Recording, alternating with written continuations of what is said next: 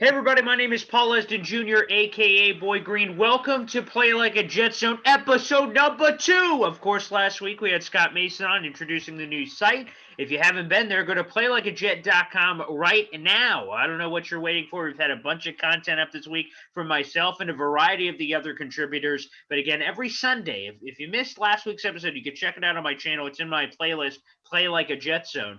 But this is episode 2, and what I plan on doing with this series is talking to all the different PlayLikeAJet.com contributors, talking about what they wrote throughout the week, and also talking about the latest Jets topic. For today's show, we have a very special guest joining us to really kick off this series in full depth. That is Clay Smarslok, who does NFL draft content, of course, for PlayLikeAJet.com, and also Blue Chip Scout. And I see on Twitter he's a Jets fan, a Red Sox fan, so we should get along very well. Clay, what's up, man? I'm doing all right. Happy Sunday. Well, happy Sunday to you, my friend, and thanks for kind of kicking off this series outside of Scott, kind of introducing everything last week. And the purpose of this show in particular is we're going to go deep dive on Clay's 2021 NFL Mock Draft 1.0, which published a couple of days ago. Again, people could go to playlikeajet.com to look at it. Also, we'll keep the link in our description below on the YouTube channel. Really, the purpose is, for those who don't know, I am a draft freak. I can eat, sleep, drink draft all year long, and that's the event I look forward to, and I watch it from pillar to post, A to Z, and I love doing mock drafts myself. So really, I want to dive in on your mock draft, and for folks who don't know, it's a full first round, not just the Jets, it's the entire first round, and I find it fascinating for a lot of different reasons. We'll, of course, talk about the Jets picks, but I do want to kind of go around with all the other picks as well. But, of course, let's start with the Jets, with the number 2 pick. This is a popular pick right now, Zach Wilson of BYU. Why was he the pick for you, and why is he QB2 in this class for you as well? So yeah, obviously Jaguars go with Trevor Lawrence at 1. So with the Jets, you have so many different options you can choose from. You can go with Zach Wilson. You can go with Justin Fields, Trey Lance. You can. People are saying Penny Sewell. They're saying Devonta Smith. They're going so many different options. But I think what it comes down to is just Joe Douglas wants his guy. Robert Saleh, I'm sure he wants his guy. Same with Mikey LaFleur, as I put in my little Jets blurb. And I think Zach Wilson is the perfect fit for the offense. I mean, I believe Scott had the names escaping me right now, but he had someone on his podcast, and he was explaining how BYU incorporated a lot of things that San Francisco ran with, like, in their offense the last couple of years. So I think that alone, it kind of just meshes a little bit. But Zach Wilson also, he gets these comparisons to Patrick Mahomes, who's obviously the hot name in the streets right now. He's going to be the hot name for the next decade plus.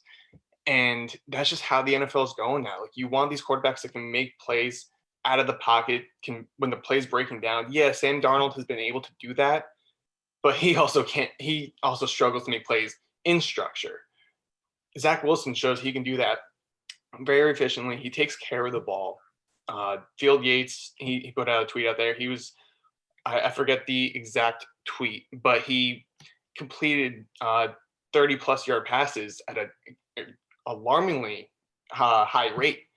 So it's just these certain things that you have to look at, and I'm sure Joe Douglas and their staff are looking at this as well. And like, this just looks like the guy. He feels like the guy. People are actually rating him over Trevor Lawrence. This is still a little too high for me, per se. But I think Wilson just, at this point, has to be the pick. But I'm also one of the Jet fans that wouldn't be entirely disappointed if they ended up going Justin Fields, or if they decided to stick with Sam Darnold and trade back, because as we both know, Joe Douglas wants to build this team through the draft. That's what he wants to do. He came from Baltimore. He came from Philadelphia, where they kind of did that, especially Baltimore. And if you trade back, say from 2 to 8, and you'll kind of get like a sneak peek on my piece coming out on Tuesday, if they go through this scenario, what they can bring in, it's unbelievable. But that's besides the point. Zach Wilson's the guy. I think he's got to be the pick of 2. And, you said obviously Trevor Lawrence is going number one. Is it obvious? Because we did have a piece on PlayLikeAJet.com this week suggesting maybe Zach Wilson over Trevor Lawrence. And this is the piece, I believe it was from Scott Mason here. Jason Shepard tweeted out that Mike Florio of Pro Football Talk said the Jaguars have conducted 2 of their maximum 5 Zoom interviews with Zach Wilson already, and that Jacksonville quarterback coach Brian Schottenheimer, who Jet fans know well, spent time this week talking with John Beck about Wilson, who has been working with Zach Wilson as a private quarterback coach of sorts with him for a while. Is there anything here? Because, of course, Scott, when he was talking about this on Twitter, reminisced about Baker Mayfield, and we thought Sam Darnold was the guy the entire time. Then within about 24 to 36 hours of the draft, Adam Schefter started saying, no, Baker Mayfield's the guy, and all of us went, no way. How did they keep this secret the entire time? No way, it's Sam Darnold. And then when we got to draft day and they announced it on the clock that Baker Mayfield, I think a lot of Jet fans, a lot of other people lost their minds. Is that going to happen again this year, Clay, in your opinion? See, but actually, before you even mentioned that, I had that one going through my head. Is like, yeah, and we all thought Sam Darnold was going number one. I can tell you, I was shocked because Sam Darnold was my number one quarterback that year. But I think where the difference is in 2018 and 2021, there were a lot of Sam Darnold haters, and there was people that had him ranked 4th, 5th in the class. Whereas you will never see Trevor Lawrence fall past number 2. Right. And majority have him at number 1, like a very, very, very high majority. So I think that's the biggest difference as to why I just don't see it happening. But it is the NFL draft. It only takes one team. If we see guys like Chris Sims saying that Zach Wilson's the number 1 quarterback, all it takes is just one person, and that one person can be that GM of the Jags. Be like, no, Zach Wilson's my guy. Like, that's who I want. Or Justin Fields, who most likely won't be Justin Fields, but sure, it only takes one person. But I don't think that person resides in Jacksonville, Florida. All right. Well, let me do a quick follow-up here. Let's dream the dream. Let's hypothesize. Let's pontificate, if we will, Clay. If the Jaguars shock the world, they go Zach Wilson. How quickly are you running that ticket up to the podium? Will you run it up for the Jets to get Trevor Lawrence and somehow tank for Trevor where we thought it was over? The Jets won a couple meaningless games at the end. We're like, boy, we're not going to get him. And somehow the Jets still get him in some twisted way. How crazy would that be? Or would you still entertain those tantalizing trade offers you just said if Trevor Lawrence on the board? Because whatever they thought they could get in a normal situation, it seems like they could get a lot more in theory if Trevor Lawrence was on the board. So there's 10 minutes per pick, correct? Yes. Yep. In the first round. I'm sending that card in with 10:05. Before they even get on the clock, I'm sending that card in. I'm not taking any chances. I'm not listening to any offers. I'm taking Trevor Lawrence. Okay, so you're going to pull a Dave Gettleman. You're just turning the phone off. Saquon Barkley's on the board. That's it. No answers. No answers. I think Trevor Lawrence is going to be incredible. Unfortunately, the Jags are not building their franchise the right way right now, so I'm kind of worried in that aspect for Trevor Lawrence. But no, and he's just so talented. I think he would just have to be the pick. Maybe I give it a minute. Like if I'm being like realistic, like I might give it a minute and be like, all right, if I don't get an amazing offer right now, I'm not wasting time. I'm making this pick. In all seriousness, I'm taking 5 seconds. I don't care what offer is coming in for Trevor Lawrence for a guy like that, because that's ultimately how I rationalized it. And I'm curious from your comment just a second ago, and we'll just bring them up now. Is for me, I was willing to dump Sam Darnold on the side of the street, shove him out of my car at 60 miles an hour, and say, "Stop, drop, and roll, buddy. Whoop, see ya," for Trevor Lawrence. But in the middle of the season, I wasn't willing to do it for anybody else. So my options were, before all the Deshaun Watson, all the crazy stuff happened, was number one, get Trevor Lawrence once it seemed real. Because as a Jets fan, I claim to be the most optimistic Jets fan on the planet. So I thought that they were going to find ways to win games. But once it got to 0-4, 0-5, 0-6, I'm like, Jesus, it's too late. It's not happening here. And then once Jet fans, quote unquote, embrace the tank, this is where I went, okay, Trevor Lawrence seems to be the guy. And then again, once they started, going between whether it's Trevor Lawrence or Sam Darnold. It was hard for me. As I look around this recording studio that I'm in, I got a fat head of Sam Darnold over here. I've got an autographed Sam Darnold hat over there from winning an NFL Instagram contest. I mean, there's Sam Darnold is in my life. It's emotional. Fans develop these emotional connections with players. And when Sam Darnold was drafted, someone had a live camera on me, so I still have that footage hanging around social media of, oh my God, Sam Darnold. And the crazy thing is, just randomly to bring this up for Jet fans, I did a mock draft for my afternoon radio show over the last couple of years, every week from the Super Bowl to the draft. And every week I had the Jets going like Baker Mayfield or somebody. And then the week of the draft for the first time ever, and it was before all the Baker Mayfield rumors and everything came out, I went, you know what? I had an epiphany. I think Sam Darnold's going to the Jets. And everyone's like, dude, you're an idiot. There's no way. He's going number one. And then when he went, I freaking lost my mind. But with all that being said, it's a weird detour. But the question, I suppose, is what you just said, is that you may be open to trading back and keeping Sam Darnold. Clay, that is a very unpopular opinion. You may want to make sure your address is not on your Twitter because people with pitchforks and torches may be coming to your house. But I'm going to be honest, and I get that it's an unpopular take, and it's kind of crazy to think about that just a couple years later. I would be kind of for it too. I love Sam Darnold. I know, and being a Sam Darnold truther is not a sexy thing right now, but I love Sam Darnold. I see that potential. I'm like, man, put a team around him. Let's just see what happens.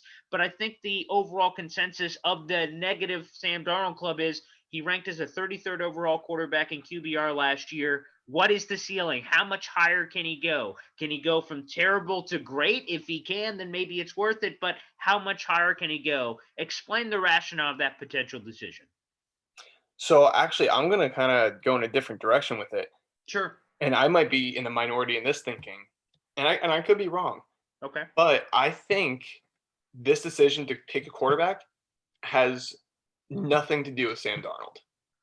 Ah, okay. Which is very weird to say, and but just stick with me. Like, I think it has nothing to do with Darnold. If you love Zach Wilson, you take him. If you love Justin Fields, you take him. If you love Trey Lance, you take him. If you don't love any of them, don't take one. That's all it comes down to. Because if you love a quarterback, you just have to do it. Especially on the rookie deals. Like, we see some of these teams go from nothing to incredible on these rookie deal contracts for quarterbacks.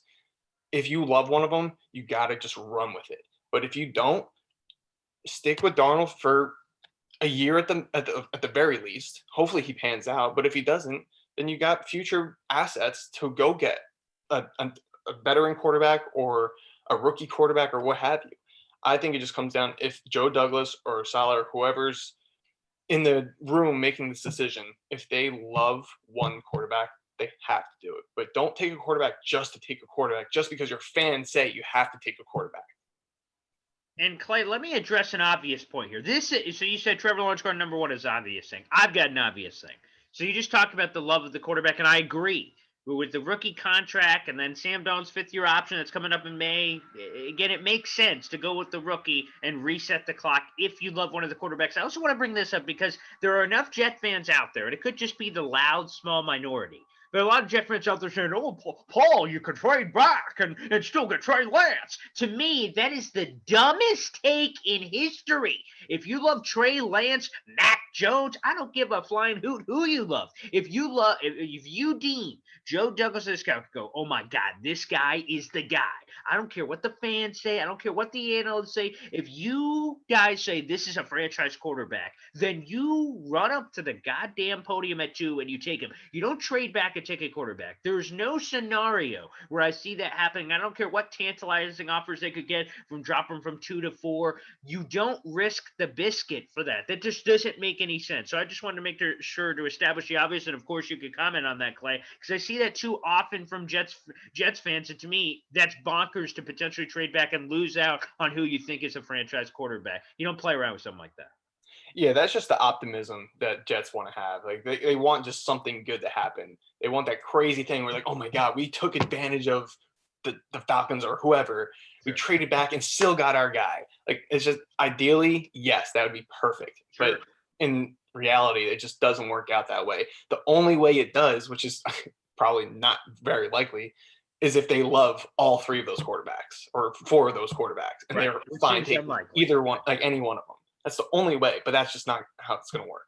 No, not at all. And also, I would really question the scouting department. They said, no, they're all great. Yes, Yeah, all the same grade, perfectly exactly. the same. I'd be like, what? Guys, we got to check our scouting department. Again, we're speaking with Clay Smarslok. Does NFL draft content for PlayLikeAJet.com and also Blue Chip Scout. His latest mock draft is out. You can check it out. It was posted a couple days ago. It's on PlayLikeAJet.com. You can also just check out Clay's profile on PlayLikeAJet.com. You can also find it there. Let me ask you, Clay, here, and I don't want my opinion to change what your answer will be. You have Penny Sewell at number 3 to the Miami Dolphins, who have a treasure trove of picks, including that third one that is originally from the Houston Texans. Is Penny Sewell at all an option for you at number 2? There are a lot of Jet fans who say part of the potential, if you're going to go with Sam Darnold, whether you trade back and get a bunch of assets, or some Jet fans have advocated that they get Sewell and have one of the top 2 tackle tandems for the next decade. Are you a member of that fan club? So I have two things here. One, me personally, if I'm not taking a quarterback, I'm not picking it 2. I'm trading out. I'm not taking Sewell. I'm not taking receiver. I'm not taking I'm taking a quarterback or trading out. The second thing is that you're looking at the Baltimore Ravens now and what they're going through. They had a great tackle tandem with Ronnie Stanley and Orlando. And now Orlando Brown wants out of there because he wants to play left tackle. What if Sewell goes through the same thing 4 years from now, where it's like, no, I want to be left tackle. I'm not staying here. Then you just wasted your second round pick. Granted, I'm sure you can still get assets in return, but sorry, I said second round, but second overall pick. You don't want to just waste that. And like, I know that's like pessimistic, like to think that way, but it is a possibility. And I think that answers my question. No, I wouldn't take him at 2. I would either select a quarterback or trade out.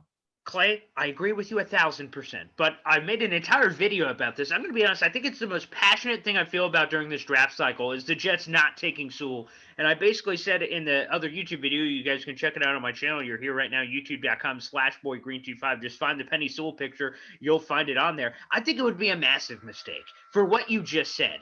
First off, if you take him, what if he just doesn't want to play right tackle alone? Because I average the top 5 salaries of left tackles and the top 5 salaries of right tackles. It's a $4+ million difference on a per year basis between the top 5 left tackles and the top 5 right tackles. That is significant, serious money. And yes, you can tell me, but Paul, Penny Sewell played right tackle in high school. Yippity doo dah. Or Mekhi Becton played right tackle in college. Folks, that would be dumb to move your guy Mekhi Becton, who Joe Douglas on the conference video call of draft day talked about him being the blindside protector, the bodyguard for Sam Darnold or whoever's playing quarterback forever. And then next year, you're like, hey, Mekhi, you did great at left. Let's just throw you over to right. Yeah, I'm sure Mekhi's going to be super cool about that. Or on the other side, hey, Penny, yeah, I know you like all the money and the prestige of the left tackle, but why don't you just go over to right? Why would you create an issue? And plus, George Fant, by the way, wasn't bad last year. He's serviceable. He's solid. He's fine.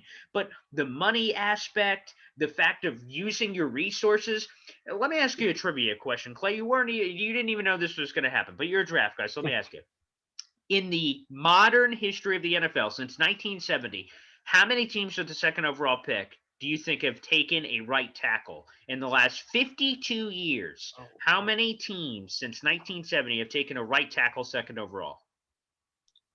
I would assume 0. No, actually it's 4. It's a bigger number than you think. So there's guys like Robert Gallery of the Raiders. They took him. Of course, the incredible Bulk, that horrible, where it was a great Hall of Fame class, everyone but who the Green Bay Packers selected. So there's Robert Gallery, and there's a couple others. But the long and short of it, Jason Smith, I believe, was also another one that the Rams selected. But the long and short of it is, first off, it rarely happens. So 4 times in 51 years. So almost never. So I don't know why the Jets would want to create new draft history. And number 2, all those guys were busts. That's almost besides the point, but interesting to mention. So it never happens, and all of them were busts. And again, what you just talked about with the Orlando Brown situation, I just want to make that clear. I haven't said it in a couple weeks or months, so I want to throw that back out there because, Clay, we're aligned perfectly. I think it would be stupid. I think it would be dumb. It doesn't make any sense whatsoever. Again, I got a lot more different takes on top of that on why they shouldn't. Again, it's on the YouTube channel. All right, let's keep diving in here for a couple of quickies before we get you out of here, Clay, as we're kind of diving in here. Also, we got to talk about the wide receivers. A lot of people are high on a variety of the wide receivers, yet you, wide receiver one in this class, according to your mock draft, is Jamar Chase out of LSU. I think he's as talented as hell, and interestingly enough, even if you thought that maybe Devonta Smith would be second, no, sir. Jalen Waddle to the Philadelphia Eagles, and you have Devonta Smith slipping a bit here in the draft. It's almost hard to even find him. There he is. The New England Patriots, wow, dropping all the way to 15 in your mock draft. So first off, give me why on the rankings of the receivers, and do you really think Devonta Smith can fall that far in this draft? So I'm still going through my preliminary rankings of the top three receivers. Like I watched Chase a bunch over the summer. Obviously, he didn't play, but I want to rewatch him. And obviously, I've seen a bunch of Waddle and Smith just on TV. I haven't actually dove into their tape just yet, outside of when I was watching Alex Leatherwood and Deontay Brown and stuff. Sure. So I'm this is more of just circumstance in this one. With Cincinnati, I think Jamar Chase is not the consensus, but he's more often number one than not from what I've seen. And plus, like, he also has that connection with Joe Burrow. And that's cool. Yeah. What I do love about Chase is, like, he's a route runner. He's not a speedy guy. He's not going to kill you with speed, but he's a good route runner. He plays, he has great body control, great hands, can win 50-50 balls. Like, I think he's what Cincinnati needs. They need a reliable target to go along with T. Higgins and Tyler Boyd. I know you want to go offensive line if you're Cincinnati, but I think that's a little too high for Slater, and Sewell's already off the board. As for Philadelphia, they want speed, and Howie Roseman's still there, so he loves speed on that offense. They just got rid of Deshaun Jackson. Jalen Reagor didn't really pan out as a rookie, but obviously he's not a bust yet. It's only 1 year, but they need speed. Who's going to bring it? Jalen Waddle or Devonta Smith? I just went with the obvious answer there. That's Waddle, and I love Waddle too. Like, he's bigger than Henry Ruggs. He's not just that fast guy, and not that Ruggs was either. I really liked Ruggs last year, but Waddle was killing it in 2020 before his injury. Love the toughness out of him, being able to go back into that championship game when he had no reason to go into that game. He was a first round pick through and through, top 15 pick most likely. He had no reason to go into that game, but his heart, his strength to even go out there for that team. I love that about him.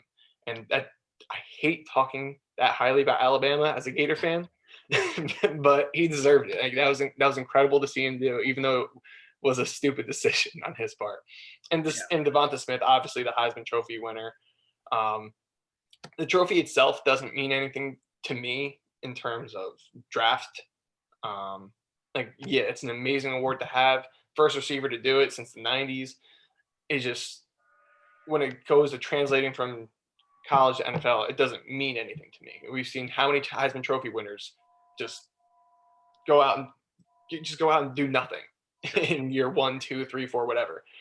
So it doesn't mean anything to me, but he's a smaller receiver. He gets comped to Marvin Harrison a bunch. I don't think the weight's going to be as big of an issue as people say. I think he is very smooth with his routes. He's nimble on his feet. Like, I'm not worried about him. I think he's going to be an amazing receiver at the next level. And yeah, for your last question, I do think he could fall this far, maybe further. But the thing is, I think any of those receivers can fall this far, maybe further, just because, I mean, look at last year. We had Jerry Jeudy, Henry Ruggs, and CeeDee Lamb. People were mocking them to go before the Jets pick at 11. Right. All throughout the offseason. And then they're all on the board at 11. And CeeDee Lamb's the last one to go, I believe, at 16.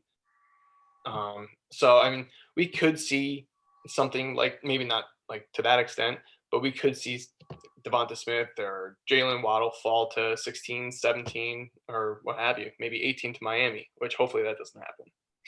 A couple of quickies before we get you out of here, Clay. You've basically already answered this question if you just use your mock draft as the backdrop here.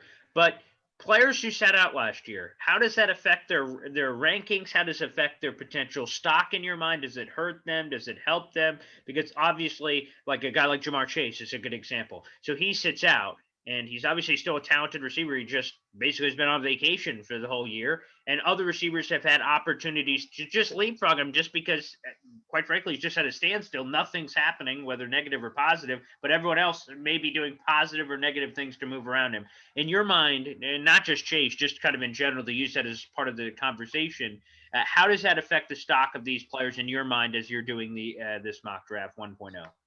It's tough. I mean, obviously, 2020 is nothing we've ever gone through before.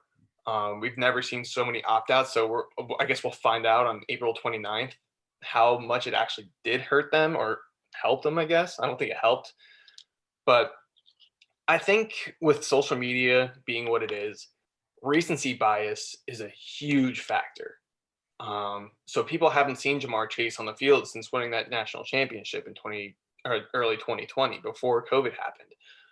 So people kind of forgot how good he actually was. Like I've seen people give him second round grades, which just doesn't make any sense to me. I know he's not that type of player, but people just kind of put him to the wayside because Devonta Smith won the Heisman. Jalen Waddle was crazy good before his injury. So it's just I think it's going to hurt them more in the media than it is in the NFL draft.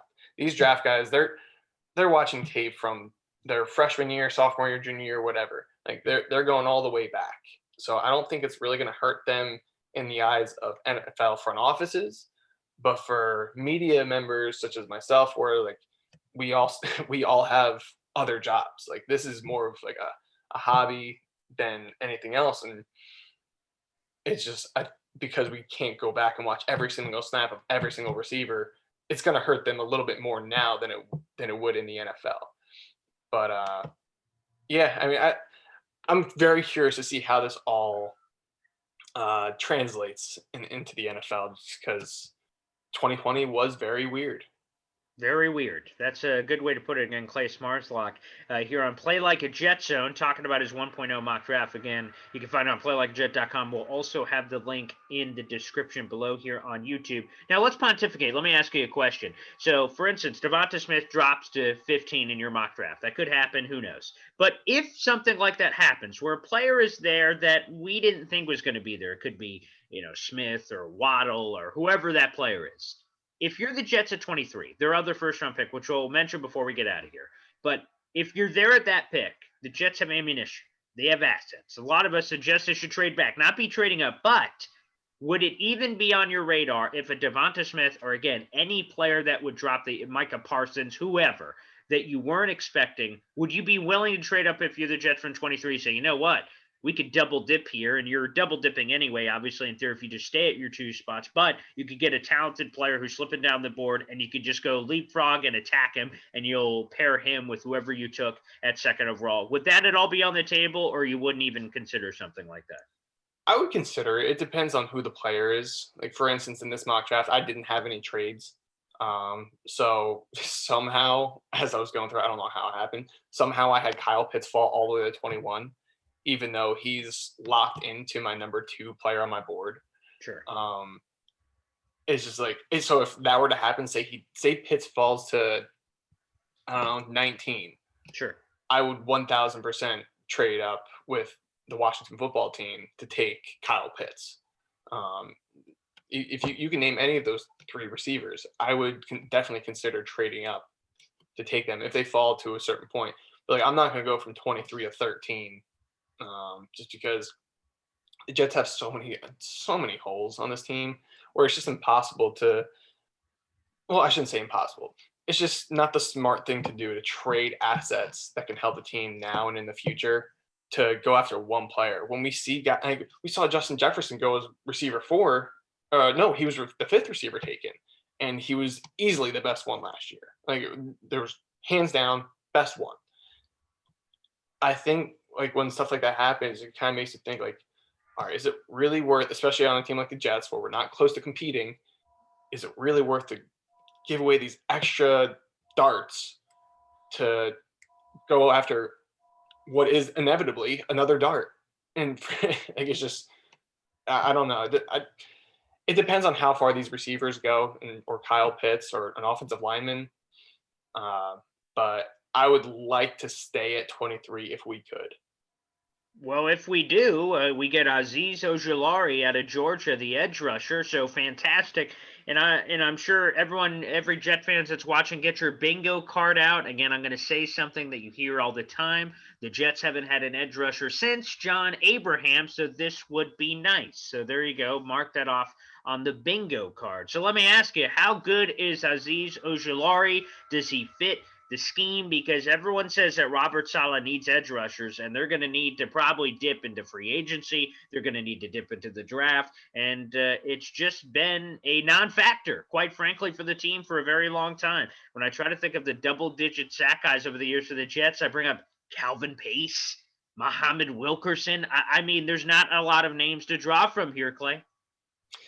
Yeah, and going through the history is just not fun of our edge rushers. But for Ojulari, I think the scheme fit will be the biggest question. I think he could fit this defense, and Saleh's most likely going to be running a wide 9 for his defensive ends. Like we see Ojulari at Georgia, he plays off ball. He'll play 2-point stance, 3-point stance. He'll play 7 technique, 9 technique. Like he'll go all over the place. So I think he can do it, but the only thing that worries me is his length. Like he's listed at 6'3", 240.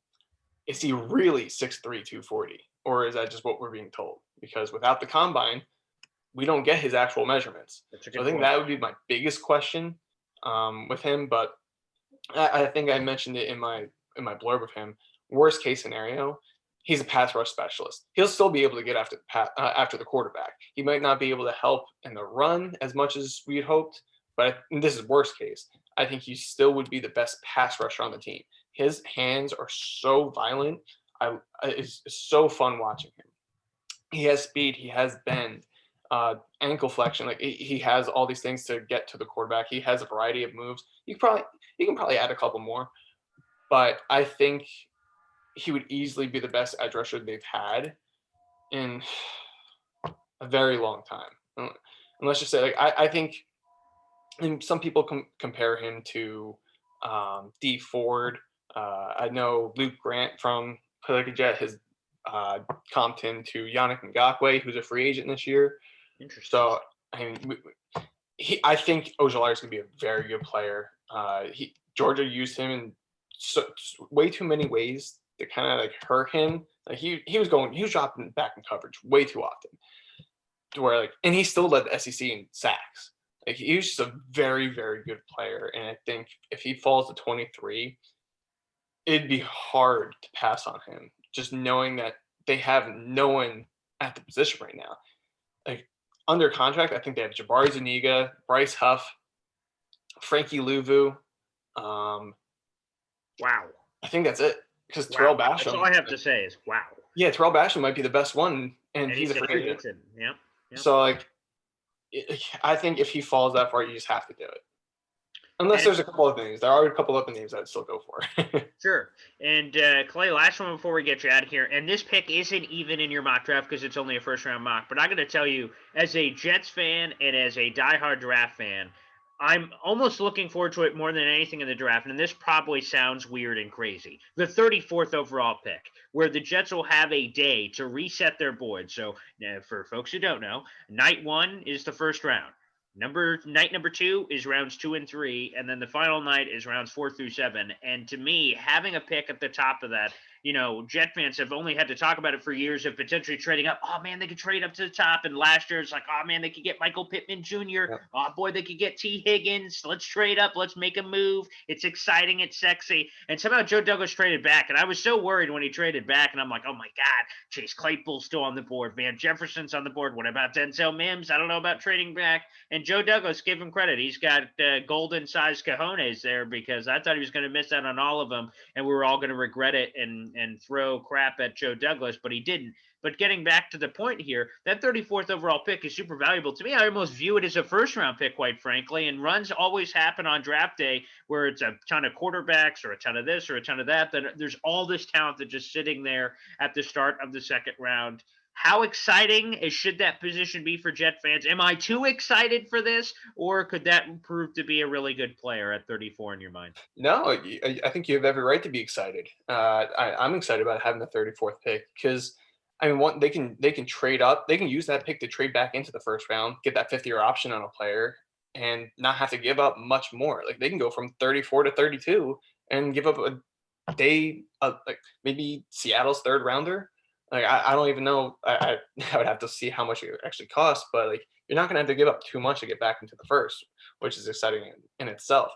But at 34, there's still so many good players, and like I'm not even gonna talk about the mock draft in general, but there are a lot of good offensive linemen, offensive interior, offensive tackles that will fall to 34. If you want to go running back, Najee Harris, Travis Etienne, Javonte Williams, one of them could be at 34. There's receivers like Kadarius Toney, Rashad Bateman that could fall. I mean, a cornerback, edge rusher. This is what stinks about. Like, it's good and bad. The Jets have so many needs, and all their needs kind of fit where they're at 34. Like, those positions are very deep or I shouldn't say deep, but they're not. I'm trying to think of like that middle ground, not top heavy, but not deep. Sure. But anyway, they have so many positions of need that will be there at 34. It's exciting. You get a good player, and you'll get good trade offers to whether to move up or move back, because people want to pick at the beginning of the day, whether it's day 1, day 2, day 3. They want to pick in the beginning of that day. I don't know why it's so enticing, but it is.